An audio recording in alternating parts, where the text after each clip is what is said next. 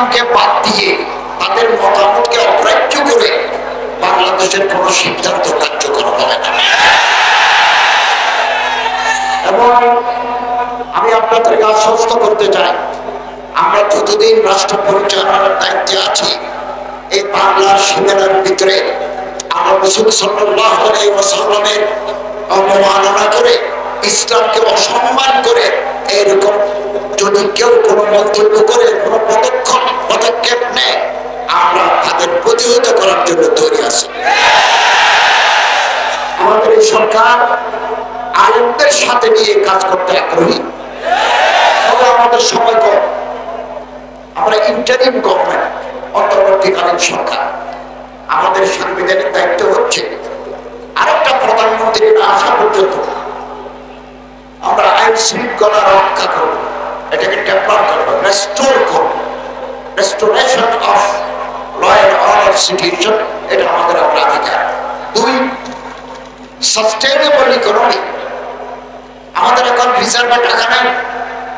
আমরা এমন এক সময়ে সরকারের দায়িত্ব নিয়েছি, আমাদের রিজার্ভ খালি সব নিয়ে গেছে বাইরে। আমরা এসে এখানে কিছু পাই নাই। এখন কয়েকদিন পরে চাষাবাদ শুরু হবে, ওখানে 40-50 মিলিয়ন ডলার আমাদের দরকার সার আমদানি করার জন্য। এই টাকা জোগাড় করতে আমরা হিমশিম খেয়ে যাচ্ছি। তারপরে এই বিদ্যুৎ আসে বিদেশ থেকে।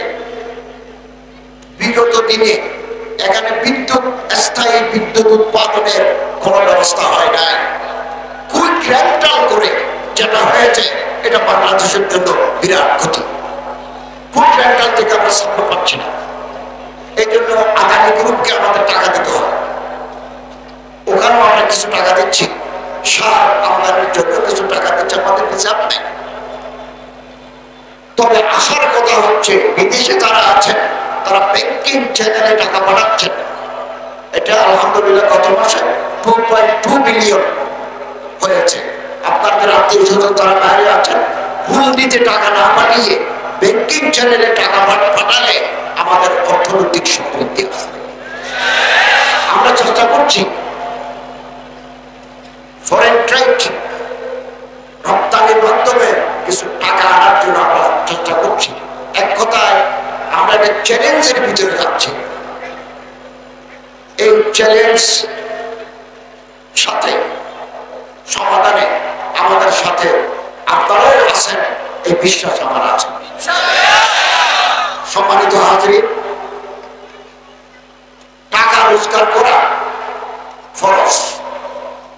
তলবুল বিল হালাল ফরিদাতুন Badal Fariza.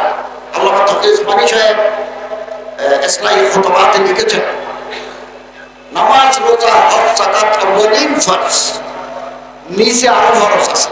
Second category of ফরজ, সেটা হচ্ছে পেটের ভাত জোগাড় করা, বিবি বাচ্চাদের জন্য খাবার জোগাড় করা, মা বাবার জন্য অন্ন জোগাড় করা।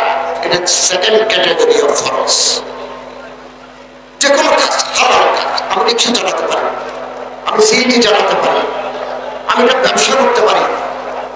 পয়সা থাকলে বড় ব্যবসা করবো, পয়সা করতে থাকলে ভ্যান গাড়ি দিয়ে তরকারি বেচবো।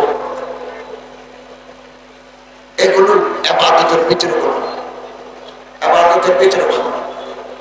এবং রাসূলুল্লাহ সাল্লাল্লাহু আলাইহি ওয়াসাল্লামের হাদিস আছে, 10টা যদি অর্থ উপার্জনের ব্যবস্থা থাকে, 9টা হচ্ছে ব্যবসা।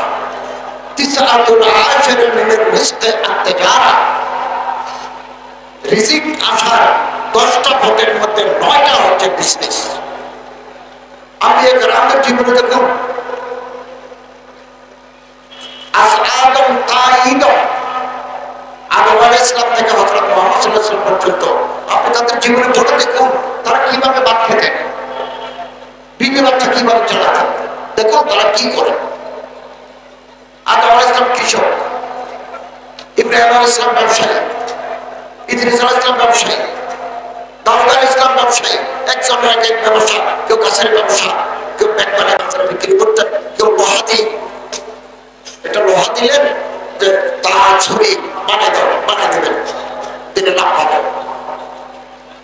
হযরত শুআয়ব আলাইহিস সালাম ছাগলের খাবার। মুসা আলাইহিস সালাম ছাগল চড়াতেন। নবী করিম সাল্লাল্লাহু আলাইহি ওয়াসাল্লাম ছোটখাটো ছাগল চড়িয়েছেন, ব্যবসা করেছেন। জীবিকা অর্জনের কোনো না কোনো পথ সাহাবায়ে কেরাম, হযরত আব্দুর রহমান ইবনে আউফ মদিনার সবচেয়ে বড় ব্যবসায়ী, হযরত উসমান গনি সবচেয়ে বড় ব্যবসায়ী। ওনাদের যখন মদিনায় সিরিয়া থেকে ঢুকে, শাম থেকে ঢুকে কয়েক হাজার ব্যবসায়ী, কিন্তু ওনাদের টাকা ইসলামের খেদমতে ব্যয় হয়েছে। হযরত উসমান রাদিয়াল্লাহু তাআলা তাবুকে বিপুল সংখ্যক সম্পত্তি, টাকা পয়সা দৌলত রাসূলের হাতে করেছেন। আমরা রিজিক তলব করবো, নিজেরা খাবো, ছেলে মেয়েদের জন্য কিছু রাখবো, ইসলামের খেদমতে বাকিটা বিলিয়ে দেবো। হযরত রাসূল করিম সাল্লাল্লাহু আলাইহি ওয়াসাল্লাম হযরত উসমান রাদিয়াল্লাহু তাআলা যখন বেশি করে দিলেন, মা তাআলা উসমান বাদাল লোক, আজকের পরে উসমানের কোনো ভয় নাই, এভাবে তারা দান করে চলেছে। এই জন্য ধনীদের দায়িত্ব মসজিদ, মাদ্রাসা, যাকাত, কারে খায়রে দান করে রাষ্ট্রকে সহযোগিতা করা। আমাদের একটা যাকাত বোর্ড আছে, আমি বিজ্ঞ আলেমদের নিয়ে যাকাত বোর্ডকে সাজাবো এবং যাকাত আহরণ, যাকাত বিতরণে আমরা তাদের গুরুত্বপূর্ণ ভূমিকা রাখতে পারি।